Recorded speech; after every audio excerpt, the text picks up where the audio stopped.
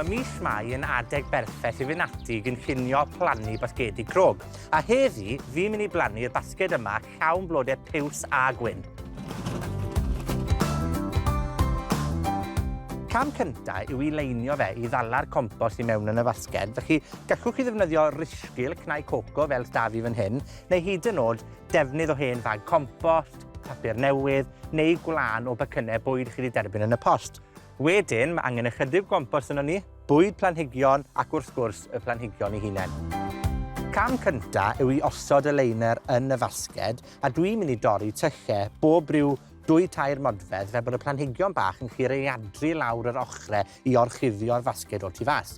Dwi'n gosod heinen o bapur newydd yn gynta, achos mae hwnna'n atal y dŵr ag llifo'n sydyn trwy'r fasged, a dwi hefyd yn gosod pynnet madarch yng ngwylod y fasged fel rhyw fath o gronfa i ddala'r dŵr hynny i ddyfrio'r planhigion yn araf yn ystod cyfnodau sych. Y cam nesa yw i osod y compost yn y fasged, a gyda fi fan hyn mae vermiculite. Mae vermiculite yn dda iawn mwyn cynnal y lleithder yn y pridd 'i hunan. Felly fi'n mynd i gymysgu bach o hwn yn y compost o flaen llaw. Nawr, mae angen i ni osod y compost yn y fasged hyd at lefel y tylle ni 'di wneud. Ac yna, i ni'n barod i osod y lobelia gwyn fel s'da fi fan hyn yn y tylle.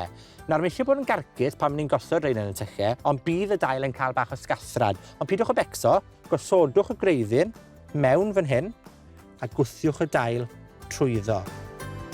Nesa, wi'n mynd i blannu'r calibrachoa yma, neu'r million bells, y blodyn piws yma, i dyfu lawr yr ochre, a hefyd y diasia yma fan hyn, jyst i roi yn ei genol i roi bach o ychdar. Ac yn y diwedd wedyn, byddai'n plannu'r nepeta yma.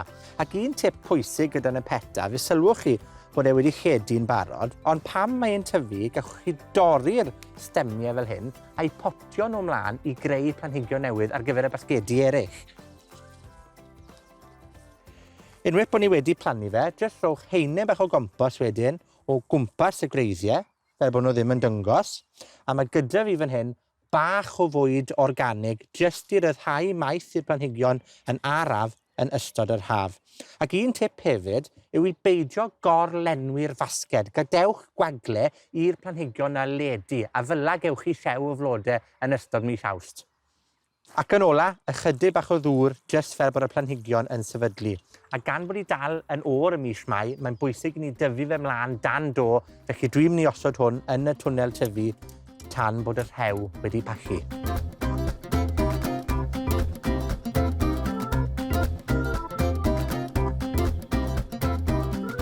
Jobyn arall pwysig ar gyfer mis Mai yw'r potio ymlaen. Nawr, dwi wedi bod yn tyfu planhigion sy'n hoffi gwres fel yr wylus yma neu'r aubergine a'r tomato. Ond wi ddim yn gwybod amdano chi, ond mae gas gweld ym mhlanigion tomatos i ar hyn o bryd. Maen nhw wedi mynd yn goesog ac yn denau i gyd, achos y diffyg gwres a bod fi wedi tyfu nhw dan do. Ond mae yna un tip gyda fi i achub y sefyllfa, sef i blannu nhw mewn potiau tal fel hyn. Felly beth sydd angen i ni wneud yw i osod y planhigyn a'r gwreiddiau i gyd i mewn i'r potyn yn syth mewn i'r gwilod fel hyn. Dim compost o tano fe o gwbl, fel bod cyn gymaint yn mynd mewn i'r pot ag sy'n bosib. Ac wedyn, gyda compost, i lanw fe o amgylch y stem reit lan i'r top, fel bod y planhigyn nawr yn gallu creu gwreiddiau newydd o'r blew bach yma welwch chi ar y stem. Chydig bach mwy o gompost o amgylch y stem, ac wedyn coesyn bach neu ffon fel hyn, jyst i roi cefnogaeth i'r planhigyn tra bod e'n tyfu, a chlymu fe gyda chortyn, a bydd hwn nawr yn eiddfedu'n dda yn y potyn yn barod i blannu yn y tŷ gwydyr pan bydd e wedi cynnesu. Ac yn ola, wy'n mynd i botio ymlaen yr wylus yma, neu'r aubergine. A wy'n mynd i ddangos tip bach i chi, fel i greu'r twll perffaith i blannu planhigion mewn potiau mwy o faint. Felly'n gynta, mae angen ni osod heinen y gompost yng ngwylod y potyn fan hyn, digon fel bod y potyn arall yn eistedd lefel gyda gymyl y pot.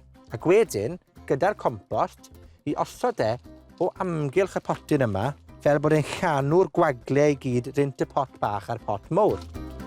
Ni'n citio'n y potyn yma wedyn ac yn ei dynnu fe o'na, a fel welwch chi, mae yna dwll union yr un faint ar gyfer y gwreiddiau newydd a'r planhigyn yma.